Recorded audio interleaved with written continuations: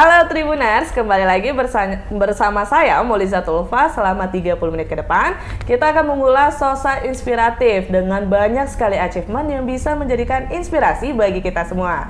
Nah, bersama saya sudah ada Bapak Niki Gurnadi. Halo Pak. Halo. Nah, beliau adalah seorang pebisnis yang bergerak di bidang pencahayaan, yaitu lighting designer. Benar ya Pak? Betul. Nah, Tribuners tahu nggak sih sebenarnya pencahayaan itu sangat bagus untuk mood kita kalau pencahayaannya itu baik di suatu ruangan. Terus, Tribuners ada nggak sih kalau misalnya kita pergi ke suatu tempat seperti mall atau juga pusat perbelanjaan, produk yang akan kita beli akan berbeda kualitasnya terlihat ketika kita bawa pulang ke rumah. Kenapa ya kira-kira bisa seperti itu? Kita bisa tanya nih nanti sama Pak Niki Gurnadi. Tapi sebelum itu kita saksikan dulu video.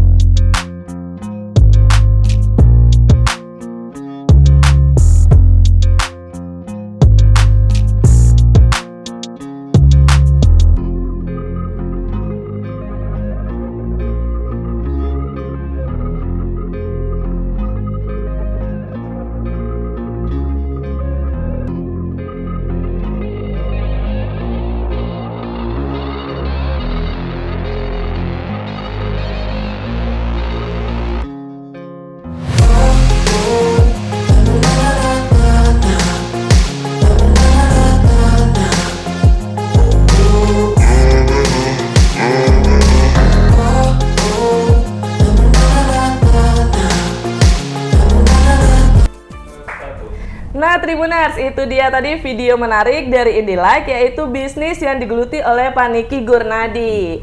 Kita langsung aja kali ya nanya-nanya sama Pak Niki sendiri. So, it's the time with Niki Gurnadi.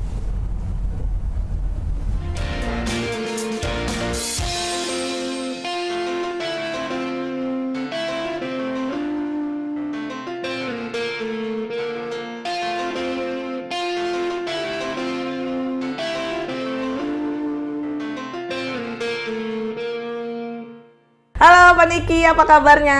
Halo Kak Moli, pakai Kak nggak nih? Boleh Pak, terserah nyamannya ya? Bapaknya Ya, aja. Oke, Kak Moli, selamat sore. Sehat? Sehat, Alhamdulillah. Oke, apa lagi kegiatan apa nih akhir-akhir nih Pak Niki? Kegiatan biasa lah, main beberapa proyek, survei-survei. Wih, proyek ya? Iya. Boleh disebutin ya proyeknya? Kalau boleh jangan. Jangan. Nggak enak lah, belum selesai masalahnya. Selain itu? Ya, kumpul-kumpul teman, belajar, baca buku, cari-cari produk, lihat-lihat internet. Ya, sesama kontraktor kita kumpul-kumpul. Jadi Pak, untuk menjadi seorang pebisnis ini memang cita-cita Bapak atau gimana? Kok bisa nih sampai menciptakan suatu bisnis Indilight, apalagi bergerak di bidang pencahayaan? Sebenarnya, Kak Moli, Ada cerita nih pasti. Kalau cita-cita itu sebenarnya saya rendah. Cita-citanya sebagai salesman. Salesman kan jual, sales. Bukan belum berbisnis. Ada ya gitu Tribuners ya, yang cita-cita jadi salesman di mana-mana tuh kan kayak pilot, dokter. Ini salesman ya Pak Niki ya? Ya, dulu gini, teman-teman saya kan abang-abangnya banyak yang jadi salesman. Kehidupannya terlihat kan enak. Oh, Punya terlihat duit, nyaman. punya duit. Kita kan masih SMA kan belum Ngerti ya. ngerti duit ya. Nah, kita Yang penting cita-cita- punya duit aja kayak merasa seneng aja gitu ya. Oke. udah. Jadi kita cita-cita jadi salesman. Nah, terlanjur kita. Setelah jadi salesman, kita mulai jualan. Ilmunya kan bertambah, levelnya naik. Jadi kita mulai bukan hanya sebagai penjual, mulai belajar marketing, mulai akhirnya berbisnis. Jadi berbisnis itu adalah akibat dari cita-cita saya Ya, salesman. salesman. Kalau saya cita-citanya mungkin jadi administrasi, waktu itu mungkin saya nggak jadi pebisnis ya. Tapi untungnya ya dari Bapak yang udah menjadi salesman itu kepengen ada peningkatan berarti ya. Aku harus menciptakan sendiri nih produknya, harus berhasil menjual, jangan hanya menjadi salesman aja ya. Gitu berarti Pak Niki kemarin ya. Iyalah, seperti itulah. Jalan aja kayak air. Oke, jadi sejak kapan nih Pak Niki udah mulai berbisnis di Indilight? Kalau Indilight berarti 2013. Itu saya mulai dirikan Indilight.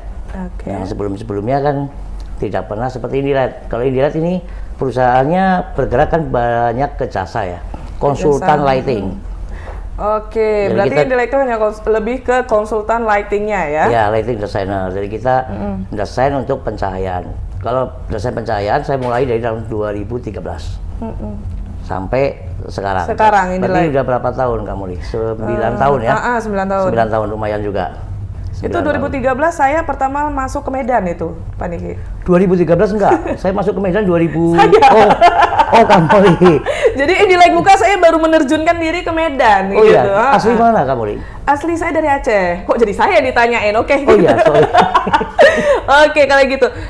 Pak Niki, bisa nggak sih diceritain gimana sih perjalanan Pak Niki dari awal sampai bisa sekarang menjadi direktur di Indilight sendiri? Ini ceritanya dari mana nih? Dari- mulai lahir. Kok dari Panjangan lahir? kalau itu. Agak-agak kurang cukup ini ya kalau Iya, 30 menit cuman 30 ya. menit kayaknya nggak cukup ya. Dari perjalanan karir Pak Niki aja. Perjalanan karir. Berarti dari lulus sekolah nih. Oke, boleh. Dari lulus sekolah, saya kan cita-citanya udah jadi salesman nih. Iya, Jadi betul-betul jadi salesman. Oke. Jadi salesman saya pegang waktu itu di 2003 ya, saya lulus sekolah ya. 2003 kalau nggak salah. Itu saya daftar ke perusahaan baterai, batu baterai. Merek Sony. Waktu itu saya tertarik oleh Sony-nya. Sony dulu saat 2003 tuh it is Sony, itu terkenal itu. Tapi ini batu baterai, mungkin Kak Mori juga nggak ngerti ya. Iya, masih Kalau SD itu saya. SSD ya, ada batu baterai merek Sony. Ya itu saya mendaftar di situ, diterima sebagai salesman. Salesman di situ, oke. Di situ awal-awalnya, tapi karena penjualannya susah, ya Berapa lama tuh Pak Andi? sekitar hampir 1 tahun juga. 1 tahun di situ Nah, ya, oke. Susah nih, nggak masuk target. Namanya kita salesman, berkumpulnya sama salesman. Jadi kita cerita-cerita dong sama teman. Wah kita ngeluh lah, ini kok jualan baterai kok susah sekali. Nah, salesman namanya salesman kasih masukan. Ya kamu jualnya baterai. Coba jual barang itu jangan yang awet dipakai. Oh, Waktu karena itu- baterai termasuk barang yang awet ya? Ya teman saya waktu itu menceritakan kalau menggunakan baterai untuk jam dinding. Setahun sekali belum tentu mati. Iya benar. Ya saya pikir ya benar juga ya. Jadi saya tanya teman saya, jadi jualan apa nih yang bisa rame? Yang memang dibutuhin lah Ya. ya, lebih banyak ya. Nah, teman saya bilang kamu harusnya jualannya makanan. Ada yang bilang jualan kopi, ada yang bilang jual rokok. Nah, ada yang bilang teman saya kan kalau kopi sama rokok tiap hari orang mesti ngopi, habis itu ngerokok. Wah, oke. Wah, jadi saya coba melamar lagi di perusahaan ke STTC itu asal Medan tuh dari Siantar. STTC itu Itu bergerak jualan bilang apa Pak? kopi Indo Cafe sama Kopi. rokok Kennedy. Oke. Nah saya di Solo itu. Oh di Solo Di ya? Solo waktu Bukan itu yang- saya asli Purwokerto. Jadi pindahlah saya ke Solo jualan kopi sama rokok. Lagi-lagi nasib saya sama. Itu perusahaan tuh baru tuh buka di Jawa. Aha. Jadi penjualannya masih belum bagus. Oh, agak susah juga walaupun dia udah sesuai yang dibutuhin setiap hari tetap Ya susah target ya. nggak pernah masuk. Targetnya susah masuk. Kadang masuk, kadang enggak. Kenapa gitu? Ya karena ini sebentar nih ceritanya dari rokok itu saya ngeluh lagi kan sama teman saya kan. Saya udah jualan rokok nih, sudah jualan kopi, kok masih susah. Target nggak masuk juga. Teman saya bilang kau kopi jual Indo Cafe. Kalau di Jawa dulu saat itu kopi ABC terkenal. Abis ya, Saingannya oke. ya, Aha. ya market leader dipegang ABC. Jadi Saya bilang kalau terkenal jual apa nih? Pas kebetulan dari PT, sekarang PT Hens ABC. Jadi itu dia pas butuh salesman, produknya itu sirup ABC, produknya kecap ABC, mereknya terkenal, memang di Jawa itu terkenal, mereknya brand, market leader. Jadi teman saya nawarin, mau nggak kamu kerja di ABC? Ini pas butuh nih, terkenal. Saya mikir ya, kalau sirup memang ABC nih, kalau kecap memang ini, nggak salah lagi deh kali ini. Saya keluar dari Kopindo Cafe, masuklah saya ke ABC. Oke. Disitulah saya baru sadar. Masih salesman juga tapi ya? Salesman juga. Ya itu sampai saya sadar tuh di situ. Agak lama juga tapi cita-cita Bapak tuh tercapai ya berarti ya? Tercapai cepat. Kalau habis lulus SMA langsung tercapai. Jadi salesman kan cepat itu. Kalau saya jadi presiden agak lama. Hari ini juga belum jadi. Iya. Masih lama. Jadi di ABC itulah saya sadar bahwa ternyata selama ini penjualan saya yang susah, ternyata bukan didapatkan dari produknya, tapi diri saya. Kurang pandai saya berjualan. Oh, padahal cita-citanya salesman, tapi kurang pandai berjualan gitu. Ilmunya belum sampai. Oke. Jadi kita nawarinya belum sampai. Karena yang penjualan paling bagus saat itu yang saya tangkap dari motivator yang saya dengar di ABC. ABC itu ada pendidikan untuk salesman, bahwa kita harus jual diri kita dulu. Baru kita bisa jual produk. Tapi dalam tanda kutip ya, menjual diri kita dulu. Iya dong. Maksudnya. Jangan salah tanggap Tribuners. Terus. Tanda kutip ya. Lalu Pak Niki gimana? Nah di situ saya mulai sadar, saya mulai benahi diri, mulai belajar, saya mulai baca-baca buku tentang salesman, tentang bagaimana menjual. Sampai akhirnya saya itu di ABC boleh bilang sales yang cukup, peringkatnya belum nomor 1, tapi nomor 2. Karena nomor 1 yang pegang supermarket, saya nggak pegang supermarket, saya pegang retail. Tapi omset saya adalah yang nomor 2. Jadi diandalkan waktu itu. Jadi ya namanya masih muda ya, agak-agak senang-senang juga ya, agak gaya deh. Apalagi cita-citanya tuh jadi makin bagus juga lagi kan dari cita-cita Pak Niki sebelumnya. Waktu itu bangga. Jadi saking bangganya saya keluar. Saya merasa bahwa saya sudah saatnya berbisnis.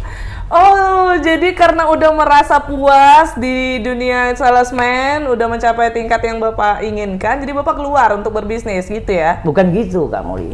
Jadi waktu itu saya merasa udah hebat nih. Saatnya lah saya berbisnis. Jadi kepengen lebih dapat yang lebih banyak. Kan gaji salesman kan tahu sendiri lah. Ya kan ada komisi apa kan tetap kurang, namanya juga gaji kan. Jadi saya pengen berbisnis, keluarlah. Karena pengalaman saya selama ini di food, saat itu ya, di food, saya keluar, saya bikin perusahaan yang mana jualnya food. Jadi saya jualan kanvas, tapi food, jual Indomie, jual makanan, apa semua yang food, supaya saya pikir dapat untung lebih banyak. Tapi ternyata untungnya nggak ada. Lebih parah dapatnya daripada waktu saya jadi salesman. Padahal itu tapi Bapak sendiri kan yang punya bisnisnya. Ya, karena waktu itu saya kan nggak perhitungkan biaya operasional. Salesman kan semua sudah dibayarin semua kan. Kita kan taunya capai omset, kalau salesman ya, capai omset, capai target, udah gitu. Dapat gaji kan? Dapat gaji gitu. Begitu saya berbisnis, saya harus bayar minyak sendiri, saya harus mengangkat barang sendiri. Kalau nggak, karena waktu itu belum punya helper ya. Jadi ini tunggal ya, Bapak mainnya tunggal ya? Tunggal. Waktu itu saya sama adik saya. Jadi kira-kira akhirnya kita pikir, ini nggak bisa diterusin kalau bisnisnya makanan nih. Nah, kita selesaiin di situ. Saya harus bekerja lagi sebagai salesman lagi, balik ke cita-cita awal. Jadi kembalilah saya jadi salesman. Tapi saya udah nggak mau lagi di food. Saya cari di bidang di luar food. Di mana tuh Pak? Jadi saat itu ada perusahaan yang bikin ban vulkanisir. Kamu tahu ban vulkanisir? Jadi ban yang udah gundul, dipermak lagi supaya jadi baru, seperti baru lagi. Ditempel karet lagi, dibikin lagi bunga-bunga rodanya itu. Banyak. Tapi sepeda motor. Waktu itu kan dekat-dekat krisis tuh. Jadi saya tahun 2000-an itu, tahun 2005 ya. Itu pas agak krisis tuh. Jadi ban agak mahal, kita pakai ban vulkanisir. Itu saya kanvas juga, belajar. Tapi lagi-lagi saya lihat, aduh ini nggak ada perkembangannya. Gitu-gitu aja ya. Jadi saya pindah kerja lagi ke perusahaan lampu. Bukan perusahaan lampu ya. Ya, pindah-pindahnya ya. Beberapa kali, seperti kucing beranak pindah-pindah. Jadi saya pindah yang terakhir itu saya pindah ke listrik. Pas kebetulan ada perusahaan listrik yang cari salesman. Saya pikir coba-coba deh. Kalau saya jualan listrik sama lampu, mungkin kalau saya masangnya pas, itu hidup saya terang. Oh, jadi Ya kan? ngambil itunya ya, ngambil hikmahnya tuh kayak gitu ya, Ya kan? masang lampu supaya hidupnya itu ikutan terang Ikut ya. terang. Kalau masangnya pas. Kalau Kalau masang kutubnya kebalik, kosong lah saya. Iya, oh Karena iya. kan saya udah oke, mulai menarik, berumur menarik. itu. Waktu itu udah mulai berumur. Tapi disitulah saya lihat, enak ya jualan alat listrik sama lampu. Kanvas itu. Jadi saya menghayati kerja ini, wah ini paling enak kerja yang paling, saya udah skill, saya udah ada di salesman, kemudian produknya mendukung, kebutuhan lampu kan hampir semua orang butuh ya. Iya, nggak mungkin nggak ada yang butuh lampu, Pak. Dan saya menghayati lampu, saya pikir ini peluangnya banyak. Jadi setelah saya merasa memahami, saya tuh keluar, buat lagi bisnis lagi. Oh, mulai lagi yang kayak kemarin Ya. yang sebelumnya vote ya, Betul. oke. Pas saat itu paman saya, karena saya cerita mimpi-mimpi sama paman saya, nah itu paman saya bilang, oke lah buka yuk kongsi kita. Saya buka lah. Jadi saya buka perusahaan listrik yang kita beri nama CV Ikhlas Jaya. Itulah bisnis pertama saya yang lumayan, yang mencikal bakali dari Indi. Oh, jadi tapi Indi sebelumnya belum ada pada saat itu ya, belum Belum, ya? saya masih berpikir untuk menjual barang ke toko-toko, ke retail, kanvas gitulah. Saya belum berpikir untuk sebagai lighting designer atau apa, enggak, saya nggak sejauh itu. Sampai dari Ikhlas Jaya kemudian saya belajar motivator, sampailah saya ke Medan. Oh, Bapak ada sebagai motivator juga? Ada belajar waktu saya dari dulu, saya pernah menjadi motivator dari perusahaan lampu juga yang mempercayain saya untuk motivator distributornya. Oke. Jadi itulah yang membuat saya sampai ke Medan. Sampai sekarang masih menjadi motivator untuk pencahayaan gitu nggak sih, Pak? Enggak juga. Sekarang motivatornya banyak buat motivasi ke tim saya sama diri saya sendiri. Yang penting ke diri saya deh. Karena kalau kita memotivasi, paling hebat kan bisa memotivasi diri kita. Iya benar. Ya kan kita dimotivasi sama orang-orang yang hebat, kalau kita nggak mau berubah juga nggak mungkin juga berubah. Iya benar. Ya kan? Benar. Jadi saya belajar sekarang untuk memotivasi diri saya, juga memotivasi ya tim-tim saya lah, biar mereka itu hidup lebih termotivasi, ya, akhirnya menghasilkan hasil yang lebih bagus buat hidup mereka sendiri. Jadi tadi Bapak bilang kan untuk Indilike sendiri udah berdiri dari 2013 kan ya? Ya. Berarti Bapak ke Medannya itu di tahun 2013 atau gimana? Enggak, 2009 saya sampai Medan. Itu langsung memulai jadi salesman juga atau buka bisnis? Melanjutkan dari Ikhlas Jaya itu, saya berjoin lagi sama teman untuk buka perusahaan di Medan. Kita namain CV Mitra Disiplin 5. Jadi Mitra Disiplin 5, kita jalan juga kanvas. Seluruh Sumatera Utara tanpa Aceh. Kamu lihat si Aceh kan? Iya, kok Acehnya tahu, di Bapak? mana? Kok tahu? Tadi bicara Oh, tuh. udah ya. Dari Lok Sumawe, Pak. Lok Sumawe. Oh, Lok Sumawe. Saya dulu pernah ke sana juga beberapa kali waktu Mitra Jalan-jalan? Enggak lah. Saya kan Bisnis jadi juga. Wah, hidupnya bisnis terus ya. Ya kita kan gini. survei salesman saya bekerja sampai mana, pasarnya bagaimana. Itu di Lok Sumawe itu ada di bawah jembatan tuh ada kepiting. Masak kepiting saus padang itu enak sekali. Ada, kenal? Kayaknya saya udah lama banget sih. Aduh. Lok Sumawe kan? Iya benar, Nah itu Pak. di bawah jembatan itu ada kepiting saus padang enak itu. Saya kalau ke Lok Sumawe pasti makan di situ. Oke, kok saya nggak tahu ya? Ya Allah. Pak Niki, jadi kan kita bahas Indilike-nya lagi nih. Sampai dari 2013 itu sekarang ini sudah seperti apa sih Indilike ini? Apa sih bergerak di bidang bagaimana? Apakah ada lampu yang diciptakan oleh Indilike sendiri atau apa aja jasa yang disediakan oleh Indilike? Apa aja tuh, Pak Niki? Kalau Indilike itu bisnis dari Indilike itu sebenarnya seperti konsultan dan lighting designer. Lebih nitik beratkan ke sana. Jadi kita membantu orang yang punya rumah menata cahayanya supaya rumahnya lebih bagus lah.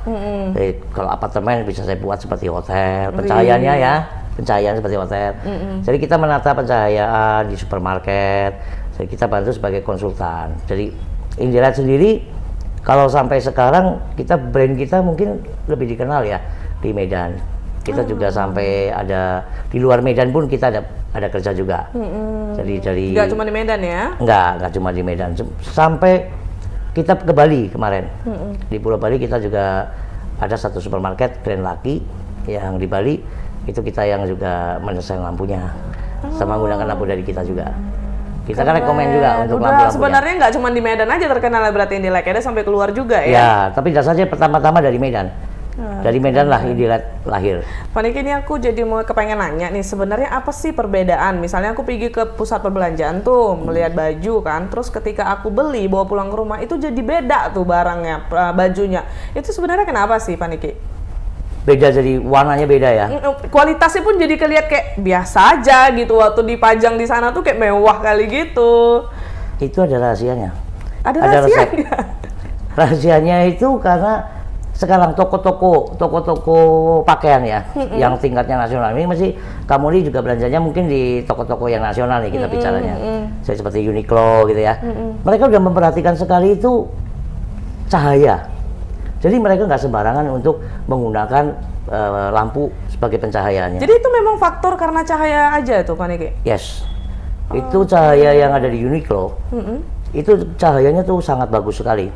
Dia punya standar itu di CRE di atas 93. Oh. Jadi CRE berarti itu bisa dicek ya? Ya. Bisa tahu 93-nya tuh gimana gitu? Ada alat, ini ada alat ukurnya, Kamuli. Oh, ini alat ukur untuk pencahayaannya. Nah, kita bisa lihat dari alat ini. Oh, ini nih Tribuners, kasih tunjuk dulu ya. Ini dia alat untuk mengukur cahayanya. Ini yang genggam ya. Ada alat yang lebih yang besar khusus, lagi ya. gitu. Besar kan kita nggak bisa bawa. Ya, jadi bawanya kantong ini setiap kali saya pergi ke proyek, ini alat ini selalu menemani saya. Oke. Jadi saya bisa mengukur, misalnya saya lihat ada tempat bagus, saya ukur ini cahayanya berapa bagus ya. Ini berapa bagusnya. Nah, ini misalnya seperti di sini, Kak. Ini kita ukur cahaya yang ada di sini. Nah, di sini ada RA. RA di sini ada 90,2. RA ini adalah CRA. Oh, itu dia. Nah, CRA itu warna cahaya mendekati warna yang lebih alami ya, seperti warna matahari. Acuannya itu warna matahari. Oh. Itu yang CRA paling tinggi ya, di 98-99. Tergantung cuaca ketutup awan nggak. Oke. Jadi CRA yang semakin tinggi itu yang membuat tampilan baju yang kita lihat itu jauh lebih bagus. Oke. Nah, sedangkan Kamuli mungkin di rumah menggunakan lampu yang biasa-biasa. Lampu biasa warna putih caplok gitu aja udah. Nah, CRE-nya mungkin di bawah 90, 70 atau. Oh, jadi kalau di atas 90 itu dia bagus. Bagus. Oh, berarti ini bagus dong 90 nih. Oh, di sini bagus. Di sini. Di sini bagus, Kak. Makanya Kakak warna Nampak cantik ya, mukanya kan lebih penipuan. bagus. Lebih bagus. Oke. Ini 90,9 di sini ya. Nah, kalau semakin tinggi, ini angkanya mendekati 100, itu semakin bagus. Nggak semakin kayak silau gitu, nggak gitu ya? Nggak, silo beda. Ah. Kalau silo itu biasanya lebih ke lumen dan CCT. CCT itu colornya, warna cahayanya. Kalau putih biasanya lebih silau. Kalau putih kebiruan, kalau kita lihat lampunya itu lebih silau. Tapi kalau di sini cahaya yang ada di sini di 4400. Jadi warnanya kan putihnya nggak ke putih, nggak ke putih sekali kan, putihnya ke kuningan karena 4400. Wih, keren ya. Ternyata ada alat yang untuk mengecek pencahayaan di suatu ruangan. Ada dong. Jadinya baru tahu kan Tribuners kan, ternyata selama ini itu semua karena faktor cahaya. Berarti Pak Niki ini salah satu orang yang bisa membuat suatu produk tuh nampak menarik juga nih ya. Ya. Keren. Jadi kita makanya supermarket seperti Prasagi ya di Medan ini ya, dia juga menggunakan jasa saya juga untuk mengatur itu, lampunya juga CRF dia tempat dia sangat tinggi. Wih, keren, udah sampai ke Bali, di perusahaan gede yang ada di Medan juga udah Pak Niki handle, keren banget ya. Sosok Pak Niki ini bisa menjadi inspirasi banget nih buat kita semua. Selain itu Tribuners, ada yang menarik lagi nih, ternyata Pak Niki Gurnadi ini juga membuat konten YouTube loh. Bener ya Pak Niki? Tahu aja. Berarti udah dilihat dulu nih. Kita ulik-ulik dulu lah sebelum nanya kan. Gitu ya? Boleh diceritain tuh kenapa bisa jadi Tapi saya tanya dulu gimana konten YouTube-nya, bagus-bagus nggak? Keren lah. Jadi aku ngelihatnya itu di konten YouTube Pak Niki ini ngebahas tentang pencahayaan juga, ngasih tahu nih gimana sih pencahayaan yang baik Ya, juga betul. tentang Indilek sih lebih tepatnya ya. Lebih banyaknya. Gimana tuh Pak Niki? Edukasi tentang pencahayaan. Agar kita tujuan bikin YouTube ya tadi ya. Ya agar banyak orang yang lebih mengenal lampu lebih dalam. Jadi bagaimana sih pasang lampu yang lebih bagus, warna yang bagus yang mana sih? Tapi itu BTW nih ya kan, jadi penasaran. Emang Pak Niki nggak takut ilmunya tuh jadi diambil sama orang gitu? Nggak juga. Karena banyak juga orang yang takut resep, contohnya resep, apalagi kayak kemampuan dia gitu yang diambil kalau dia nge-share diambil sama orang gitu. Kenapa Pak Niki berani untuk sampai buat konten YouTube yang mengedukasi seperti ini? Nggak juga, Kak Molly. Contoh, Kak Molly mesti bisa bikin nasi goreng dong. Saya juga bisa bikin. Walaupun resep saya dipakai Kak Molly, sama ya, tetap nasi goreng saya rasanya tetap khas saya. Tidak akan nasi sama goreng ya. nggak mungkin sama. Jadi kita ngedukasi, semakin banyak orang yang mengerti lampu, harusnya semakin bagus. Bukan kita, kalau kita bilang ilmu sekarang itu sudah sangat mudah. Kita bisa cari di YouTube. Nggak saya bilang, orang lain juga bilang. Cuma kalau kita yang bilang, saya yakin saya kasih edukasi yang totalitas. Apa yang selama ini perlu orang tahu tentang lampu, ya kita buka aja. Kita nggak usah takut besok jadi pesaing, karena saya nggak punya pesaing. Wih, jadi memang belum ada nih kompetitornya dari Indie-Like sendiri nih. Kalau saya bilang selama ini nggak ada ya, tapi kalau orang lain nganggap saya kompetitor beda cerita ya. Oh gitu ya. Ya, kalau saya sih nganggap selama ini nggak ada kompetitor saya. Biasa-biasa aja, kita cari pelanggan, juga nggak pernah menjatuhkan produk orang lain. Itu yang paling mantang sih. Tapi banyak juga nih pebisnis yang melakukan hal tersebut.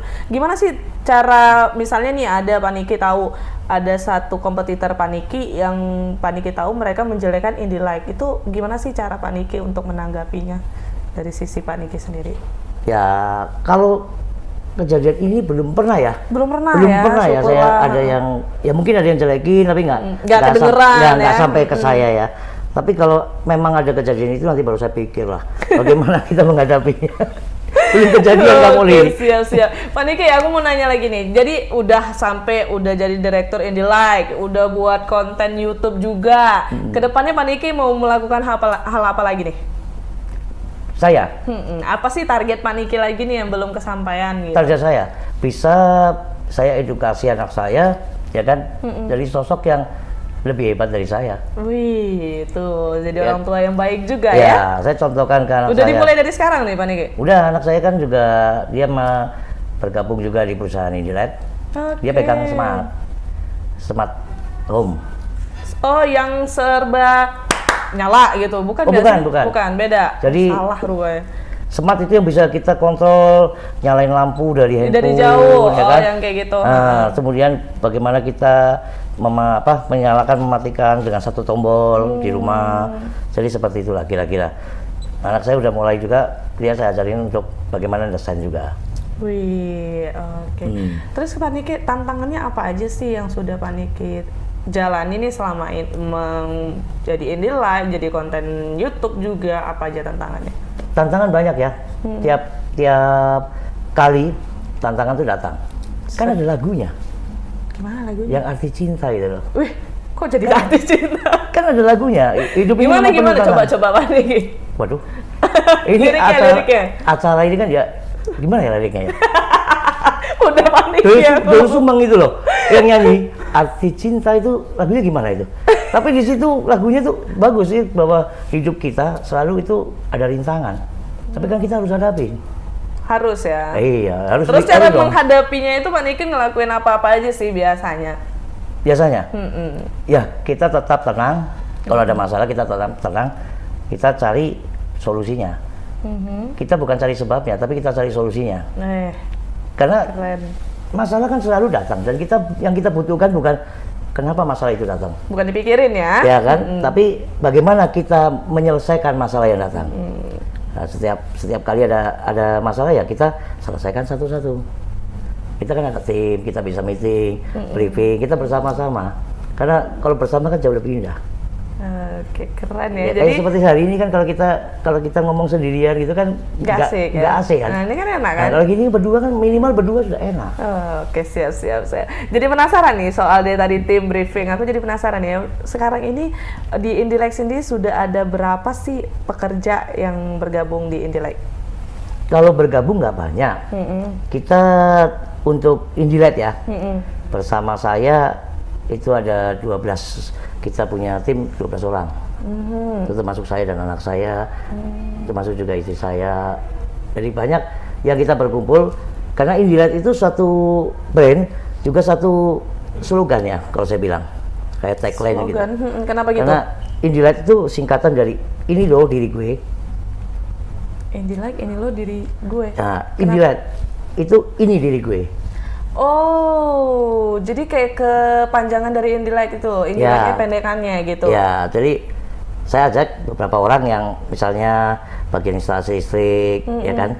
Nah, saya pas ada kenal, kemudian kita kasih dia job di proyek saya. Ini ada di sini kita, tapi kau harus bergaya dan menyebut diri kau Indilight. Jadi kita berkumpul, kita sharing profit. Ih, keren. Jadi seperti itulah kita kerja. Oke, Pak Niki, ini aku jadi kepengen nanya nih, apa sih pengalaman yang paling berkesan selama Pak Niki menggeluti di bidang bisnis? Pengalaman Jadi yang pebisnis. berkesan selama berbisnis, saya mulai makin ngerti Ngerti apa? bahwa Ngerti artinya hidup. ya ngerti artinya kehidupan.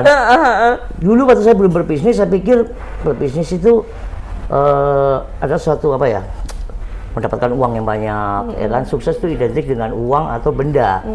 Tapi setelah saya berbisnis, saya baru tahu bahwa berbisnis itu ternyata kebersamaan. Kita nggak bisa berbisnis sendiri ya.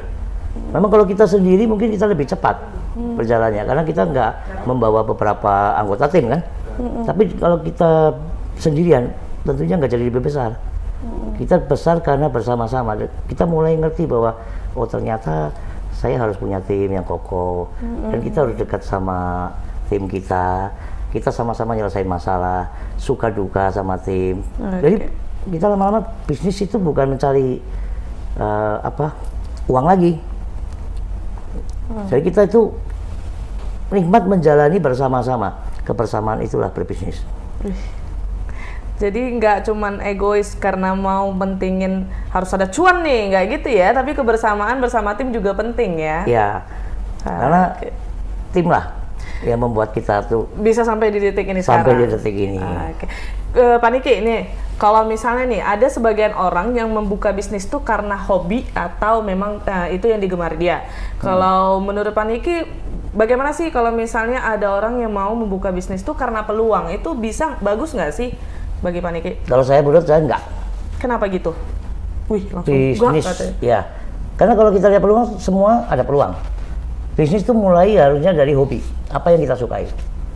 Kayak Pak Niki sendiri ya, suka Ya. dengan pencahayaan gitu Saya ya? suka desain, saya suka utak-atik cahaya, saya suka utak-atik lampu, saya suka pelajari lampu. Ini jangan di kotak-katik ya Pak Niki? Ini nanti saya rubah warnanya. Oke, terus? Ya, di situ kalau kita jalanin, kita lihat peluang. Setelah hobi kita jalanin, baru kita ada peluang, itu pasti ada. Peluang itu banyak. Orang jual durian, tadi saya lewat durian Ucok. Iya. Ya kan, ada orang jual durian kaya. Banyak yang kaya juga, tapi banyak juga yang enggak. Ya, kalau kita lihat wah peluang jualan durian banyak, semua usaha pasti punya peluang.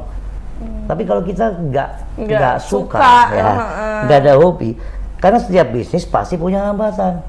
Kalau kita sudah nggak hobi, udah kita ada hambatan sedikit, Langsung nyerah gitu Nah. karena merasa bosan karena nggak disukai betul. ya. Dan peluang itu ada kan karena kita ciptakan kan, bukan karena peluang itu kita lihat teman Tiba-tiba kita, muncul aja gitu ya. Wah itu ada peluang ini begini, kan enggak. Karena kita lihat setelah kita jalanin, baru kita melihat peluang. Seperti hobi yang paling asik seperti saya kan hobi yang menghasilkan uang. Bener nggak? Bener lah, keren tuh. Nah kita cari peluangnya kan setelah kita asik, baru kita cari peluangnya kan. Itu kayak kalau misalnya udah mendapatkan hobi yang menghasilkan uang itu kayak udah seneng aja gitu diri. Oh iyalah, itu kepuasan yang kadang-kadang yang tadi saya bicara itu, bahwa tadinya saya tujuannya ke uang, tapi sekarang saya enggak.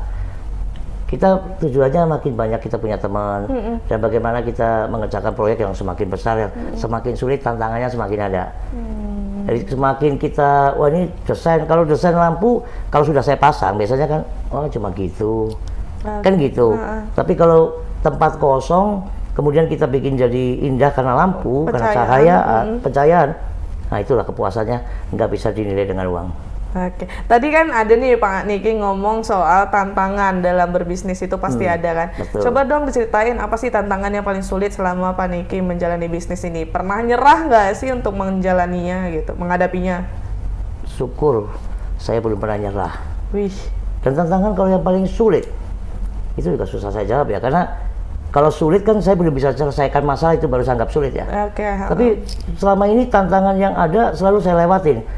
Jadi belum sulit-sulit bener ya.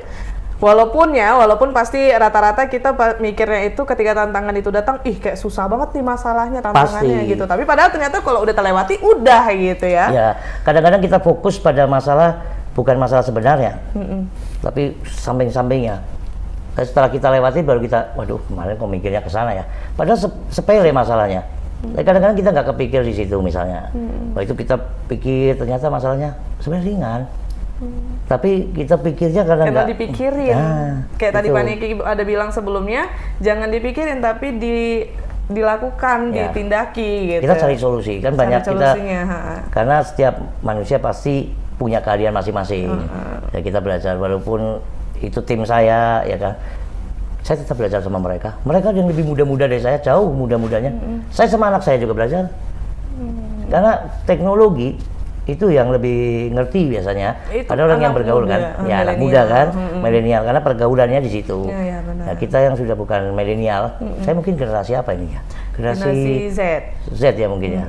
Itu saya belajar, saya juga edukasi, bagaimana tanya sama anak saya, Oke. semangat itu bagaimana. Dia yang lebih ngerti bisnis itu.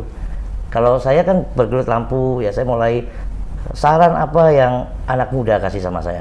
Saya nggak pernah sepelekan karena saya belajar terus. Oke. Jadi- Apa sih menurut Pak Niki sendiri kelebihan dari berbisnis sendiri? Kelebihannya, kalau kita berbisnis, otomatis kita punya impian. Jauh kita gampang untuk mencapai. Kan nggak ada, kita kan jalani impian kita sendiri kalau berbisnis.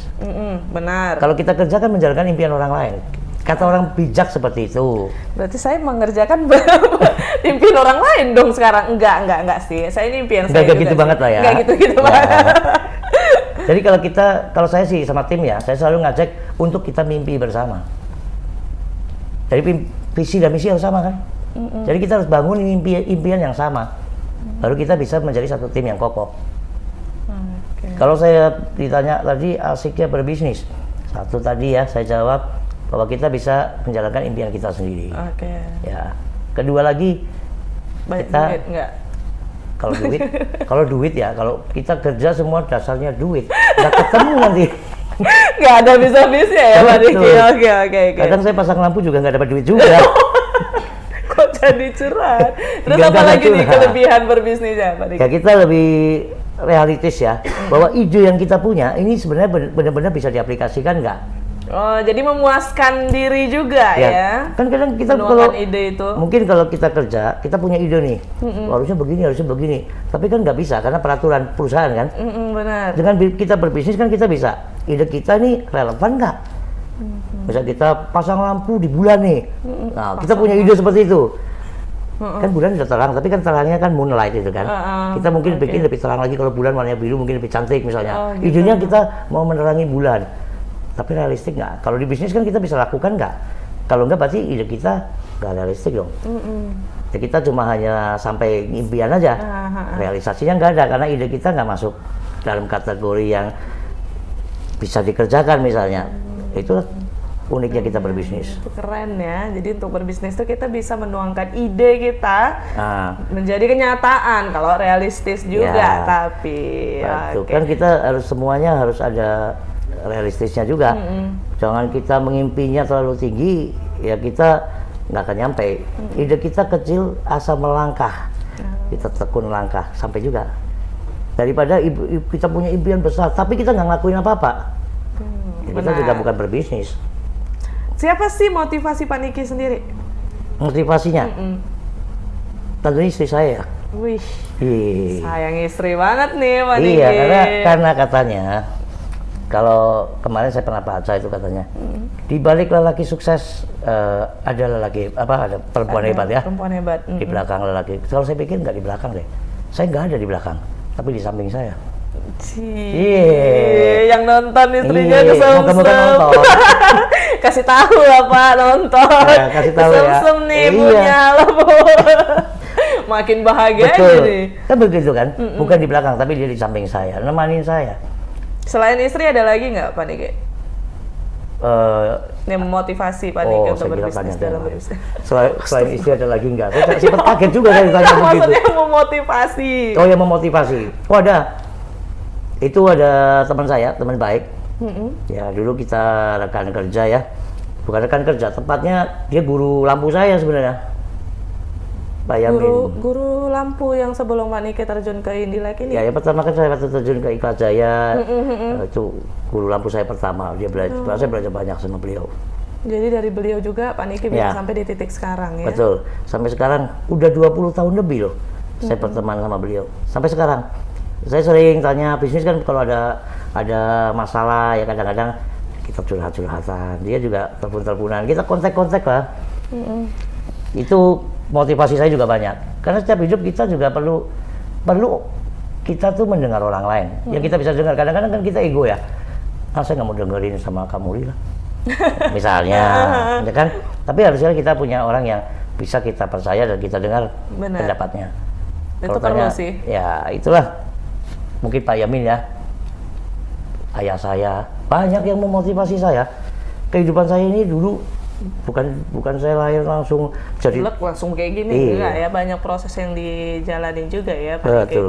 Jadi target Pak Niki ke depannya apa nih sebagai konten YouTube atau sebagai Indilek sendiri, apa aja targetnya yang bakal ke depan? Ini target ke mana nih? Untuk pebisnisnya boleh, untuk konten YouTube-nya apa? Atau ada lagi kegiatan yang ingin Pak Niki lakukan juga mungkin? Kalau saya di YouTube nih, ya target saya ya semakin banyak lah saya bisa edukasi orang. Tambah juga subscribernya Ya, kayak gitu. kalau di bisnis kan saya kepengennya, bagaimana ya saya bisa membesarkan bisnis saya agar banyak orang yang bisa bernaung di bisnis saya. Dan semakin banyak berarti perusahaan saya semakin besar. Kan Atau begitu. nggak ada niat Pak Niki untuk buka di luar Sumut gitu, Indilek sendiri? Sementara ini belum Belum ya, belum ada target seperti belum ada target ke sana. Karena kita di Sumut ini aja, kalau kita mau menggapai ya, prinsip saya jadi burung kita jangan terlalu lebar sayapnya. Karena kalau kita mikir mau terbang tinggi dengan sayap yang lebar, kita pernah berpikir nggak kalau sayap kita lebar itu untuk jalan aja kita terseok-seok. Karena kita punya kemampuan sampai mana. Ya, kalau saya rasa kalau Medan kita bisa banyak, semua orang di Medan pasang lampu sama Indilek, itu saya juga bingung. Manage gimana Oh, ya? sebesar apa Medan? Ya kan? Jangankan Medan kita komplek kecil aja ya kan? Kita sudah nggak. Tapi pasti bisa lah. Indilek pasti, apalagi Pak Niki orangnya Molly yakin pasti bisa Pak Niki untuk memanage. Tapi bisa. Betul. Kalau misalnya dari masyarakat Medan misalnya mendukung saya, masang semua pasti bisa. Pasti Saya lah. pasti Ya. Itu pikir. tantangan yang tadi kita Ya, itu tantangan yang baru lagi kan, yang kan saya selesaikan bukan hanya sekedar masang, tapi memasang dengan keindahan, ya kan? Karena dipercaya itu susah kan, Benar. betul kan? Jadi kita bisa lakukan itu kalau memang ada jobnya, ya moga-moga. Amin. Semoga setelah nonton ini tiba-tiba ada masuk job banyak sama Kota Medan. Ya moga-moga kan, itu moga-moga. seperti itu kan. Oke, Pak Niki, apa sih yang membedakan sebelum Pak Niki menjadi owner sebuah bisnis Indilek sendiri dan sesudah menjadi owner? Yang membedakan Pak Niki, yang Pak Niki rasakan? Yang rasanya beda. Saya ngerasa beda kalau dulu belum jadi owner gitu, sama sekali jadi owner. Kalau sekarang jadi owner, beda saya. Saya mulai memperhatikan ke tim lingkungan kita. Lingkungan ya? Ya, dan yang saya pikir, yang tadi saya cerita, supaya pikir dulu ya, sukses itu, wah pasti kaya, punya ini, punya itu ya. Ternyata sukses itu perjalanan kita. Nggak pernah selesai, karena saya sampai sini, saya akan melakukan update ke sana lagi. Oke. Dan kita bedanya, saya sekarang mulai tahu bahwa arti kehidupan. Bahwa kita setelah selesai, kita akan mencari yang lebih lagi. Selesai mencari yang lebih lagi. Kalau sukses pasti seperti itu ya, tidak muluk tentang kekayaan ya. Tidak berhenti di sampai satu titik, oh kita sukses. Saya rasa sukses itu adalah peta hidup kita. Wih. peta perjalanan hidup kita itulah sukses kita. Keren. Betul kan Kak Molly? Betul dong, itu keren Ini- banget so, peta kehidupan loh sukses itu. Bener kan? Jadi menurut Pak Niki nih, support dari keluarga itu penting nggak sih untuk bisnis? Wis, penting kali. Kenapa tuh? Ya karena kita ya seperti tadi saya bilang, istri itu sangat penting untuk support kita karena kita kan kepengen istri kita bahagia, anak kita bahagia, keluarga kita bahagia. Ya, itu kalau kita kepengen bahagia, tentunya mereka harus support kita juga. Dan support itu membangkitkan tuh udah seperti kena ini loh, apa ya? Kenapa itu kalau Hawa yang semangat sekali, istri kita cuma bilang, waduh, kamu pulangnya malam ya, capek ya. Waduh, kita tuh udah kayak terbangnya udah panik gitu. Kayak dikasih semangat Ya, gitu jadinya dan kita ya. merasa bangga loh, saya kerja buat kamu loh. Iya, Kan gitu kan. dihargai ya semua yang kita lakukan. Dan kita kepengen kan istri kita pilih sendiri. Ya tentunya kita kepengen kita berdua dia menikmati juga. Jadi support itu dari keluarga sangat penting. Anak kita bangga nggak sama kita? Kalau anak kita bangga sama kita, itu jadi support kita yang luar biasa. Kita kan kepengen anak kita lebih baik dari kita. Iya dong, pasti setiap orang tua seperti itu. Seperti itu kan. Oke, Pak Niki, boleh dong dibagi tips ke Tribuners untuk menjadi seorang pebisnis yang baik itu seperti apa sih? Jangan cepat nyerah. Nah, tuh, jangan cepat nyerah, Tribuners. Dan mulai kan dari hobi dulu ya. Kalau kita punya hobi, terus hobi itu bisa kita buat agar menghasilkan, wah itu jauh lebih nikmat. Dan tantangan kita harus hadapin.